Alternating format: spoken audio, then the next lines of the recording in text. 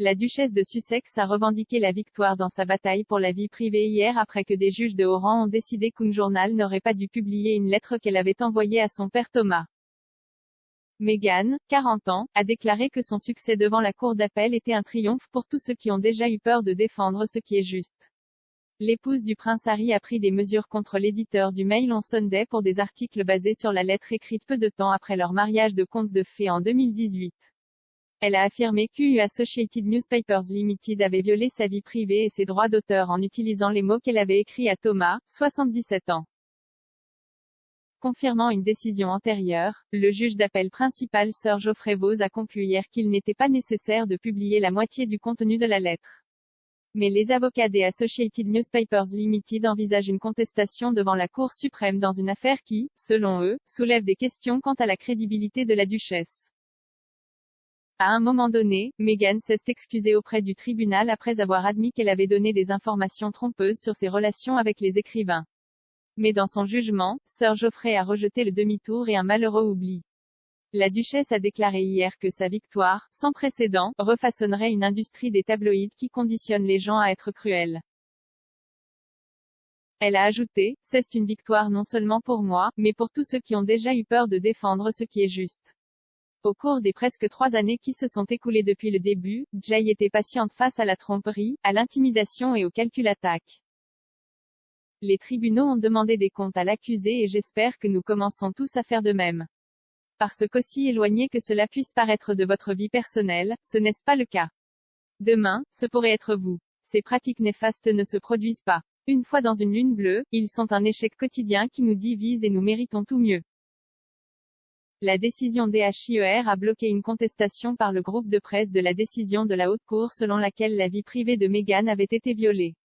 Lors de sa contestation devant la cour d'appel le mois dernier, la société a affirmé que Thomas voulait contester les propos tenus par les amis de Meghan au magazine américain People. Le tribunal a appris qu'elle avait admis qu'elle l'avait induit en erreur en affirmant dans des déclarations antérieures qu'elle n'avait pas coopéré avec les écrivains. Son ancien assistant Jason Knauf a déclaré qu'il avait, en son nom, informé les auteurs de Finding Freedom. Monsieur Knauf a déclaré que Meghan avait écrit la lettre à son père en pensant qu'elle pourrait être divulguée. Mais rejetant la demande du journal d'un procès complet, Sir Geoffrey a déclaré que les excuses de la duchesse étaient un malheureux oubli. Il a ajouté, cela ne semble pas avoir d'incidence sur les questions soulevées dans les motifs d'appel. Bien qu'il aurait pu être proportionné de publier une très petite partie de la lettre à cette fin, il n'était pas nécessaire de publier la moitié du contenu. Il a rejeté les demandes du groupe de presse pour un procès complet des faits, affirmant que les problèmes dans le cas de Meghan étaient clairs et qu'aucune autre preuve n'aurait modifié la situation. La société a déclaré, ce jugement ne devrait être rendu que sur la base de preuves testées au procès, et non sur une base sommaire dans une affaire très contestée, avant même la divulgation de documents. Aucune preuve n'a été testée en contre-interrogatoire, car elle devrait être, surtout lorsque le témoignage de Monsieur Knauf soulève des questions quant à la crédibilité de la duchesse. Après que le magazine People a publié une attaque contre Monsieur Markle, basée sur de faux briefings des amis de la duchesse décrivant à tort la lettre comme une lettre d'amour, il était important de montrer que la lettre n'était pas une telle chose. Matthew Dando, associé du cabinet d'avocats Wiggin LLP, a déclaré, il s'agit d'un jugement troublant qui a des conséquences très préoccupantes pour la liberté d'expression. En empêchant l'audition de preuves clés concernant la préparation de la lettre de la duchesse et son public cible, la Cour de l'appel a présumément élevé les droits à la vie privée de la duchesse par rapport aux questions d'intérêt public. Cette décision renforce les inquiétudes quant au fait que les lois sur la protection de la vie privée autorisent des personnalités publiques à déterminer de manière sélective ce qui peut être rapporté à leur sujet et à manipuler le récit des médias.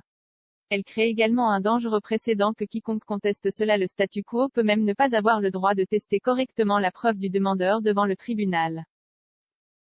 Ceci était une victoire pour les riches et les puissants qui peuvent se permettre des avocats coûteux pourraient s'occuper de leurs affaires. Mais pour les personnes les plus pauvres, comme le père de Meghan, Thomas, les possibilités de réparation sont limitées lorsque sa réputation est trahie par les amis de sa fille ingrate dans un magazine américain à grand tirage. Dans de nombreuses familles et cultures, le respect des aînés et la gratitude envers les parents sont ancrés dans la nature. Les gens sont toujours consternés que Harry et Meghan aient pu traiter si mal la famille royale, puis ils regardent Thomas Markle et se demandent ce qui s'est si mal passé. Même les juges ont inclus un commentaire selon lequel la lettre infâme au cœur de l'affaire n'était pas une lettre affectueuse mais une réprimandant Monsieur Markle pour avoir parlé à la presse. C'est le même Monsieur Markle qui avait versé de l'amour sur son plus jeune enfant et dépensé une fortune pour son éducation.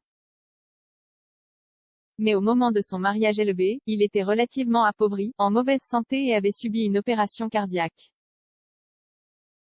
Meghan a affirmé qu'elle avait écrit la lettre pour protéger Harry des réprimandes constantes de la famille royale au sujet des interactions de Thomas avec les médias. La famille avait naturellement demandé, ne peut-elle pas simplement aller le voir et arrêter ça? Mais le couple surprivilégié et sous-employé n'a jamais trouvé le temps de prendre un vol pour Los Angeles pour voir Thomas et construire une meilleure relation, et c'est pourquoi la lettre a été envoyée à la place. Meghan a remporté sa bataille contre le mail dimanche, mais devant le tribunal de l'opinion publique, elle pourrait ne pas s'en sortir aussi bien.